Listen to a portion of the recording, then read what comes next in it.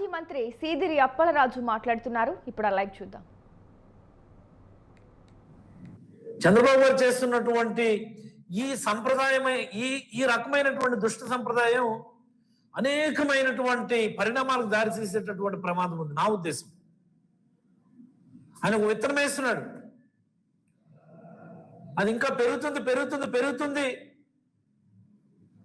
ఎన్ని రకాలుగా అది పరిణామాలకు దారితీస్తుందో అన్నటువంటి భయం వేస్తుంది నాకైతే. ప్రభుత్వాలు ఏవి శాశ్వతం కాదని గుర్తుంచుకోవాలి ఎవరైనా సరే. మీరు వేసినటువంటి విత్తనం ఎంత పెద్ద వృక్షం అవుతుందో ఒకసారి ఊహించుకోమని నేనైతే అప్పీల్ చేస్తా ఉన్నాను.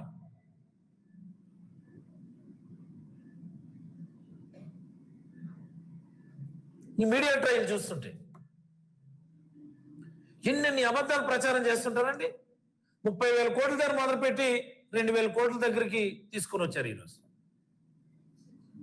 ఎక్కడైనా ఓ ప్రాపర్ కంప్లైంట్ ఉందా? ఇప్పుడు ఎక్కడైనా సొమ్ములు రికవరీ చేశారు? ఇంతవరకు ఇంత స్కామ్ జరిగింది, ఎక్కడైనా రికవరీ జరిగిందా? రికవరీ ఇప్పుడు జరగలేదు అనుకుందాం.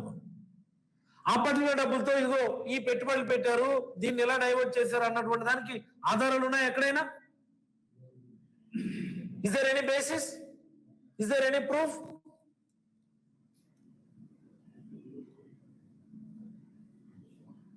ఛార్జ్ షీట్ నిన్న సబ్మిట్ చేశారు. నిన్న ఛార్జ్ షీట్ లో ప్రధానంగా పేర్కొన్నటువంటి అంశం ఏంటి? నిందితుల నుంచి తీసుకున్నటువంటి వాంగ్మూలాలని, నిందితుల నుంచి తీసుకున్నటువంటి కన్ఫెషన్ స్టేట్మెంట్స్ అని.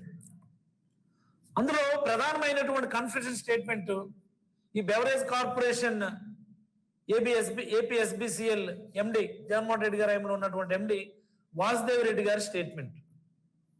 అసలు వాసుదేవ్ రెడ్డి గారి స్టేట్మెంట్ కి ఏమైనా విలువ ఉంటుందా ఈరోజు? ఎందుకు ఉండదు అనుకుంటున్నానంటే, నేను ఆయన A1 గా చేర్చి అరెస్ట్ చేసినప్పుడు, ఆయన నుంచి కన్ఫెషన్ స్టేట్మెంట్ రికార్డ్ చేసినప్పుడు ఆయన సంతకం పెట్టడానికి నిరాకరించాడు. ఇది మనందరికీ తెలిసింది. సిట్ అధికారులు వేధిస్తున్నారు అని చెప్పి 3 సార్లు హైకోర్టుకి వెళ్ళాడు ఆయన. నన్ను వేధిస్తున్నారు, ఫలానా రకంగా స్టేట్మెంట్ ఇవ్వండి అని చెప్పి నన్ను బలవంతం చేస్తున్నారు, వాళ్ళే స్టేట్మెంట్ తయారు చేసి నా చేత సంతకం పెట్టించుకోవడానికి ప్రయత్నం చేస్తున్నారని చెప్పి ఆయన 3 సార్లు హైకోర్టుకి వెళ్ళాడు ఆయన. ఇది వాస్తవం కదా? అలాంటి వ్యక్తిని ఎంతలాగా వేధించారో మనం చూస్తాం.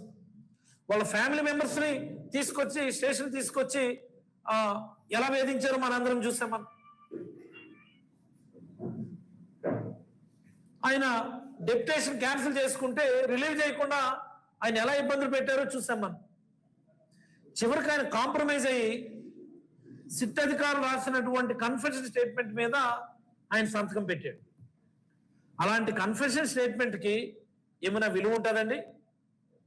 దాన్ని బేస్ చేసుకుని ఈ కేసు అంతా కూడా కుకప్ చేశారు. కన్ఫెషన్ స్టేట్మెంట్ వాళ్ళే రాసుకున్నారు, సాక్షుల్ని తప్పుడు సాక్ష్యాలను వాళ్ళే సృష్టించుకున్నారు, తప్పుడు కథనాలను వాళ్ళే రాసుకుంటా ఉన్నారు. ఒక లేని స్కామ్ ని సృష్టించి ఈరోజు ఇంత హంగామా చేస్తా ఉన్నారు. రాష్ట్ర ప్రజలందరికీ గమనించమని కోరుతా ఉన్నా. ఇదంతా లోకేష్ గారు గొప్పగా చెప్తున్నటువంటి రెడ్ బుక్ రాజ్యాంగంలో భాగంగా జరుగుతుందట. ఆయన కొన్ని పేజీలు రాసుకున్నారంటే ఒక్కొక్క పేజీలో ఒక్కొక్కరి గురించి ఆ రెడ్ బుక్ ప్రకారం యాక్షన్ తీసుకుంటూ ఉంటారట.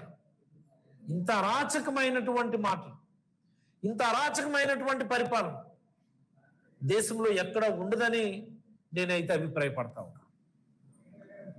వాసుదేవ్ రెడ్డి గారి స్టేట్మెంట్ అని చెప్పి ఆయన వేధించి ఆయన చేత సంతకాలు పెట్టించుకున్నటువంటి దౌర్భాగ్యం మనం చూసాం. మనం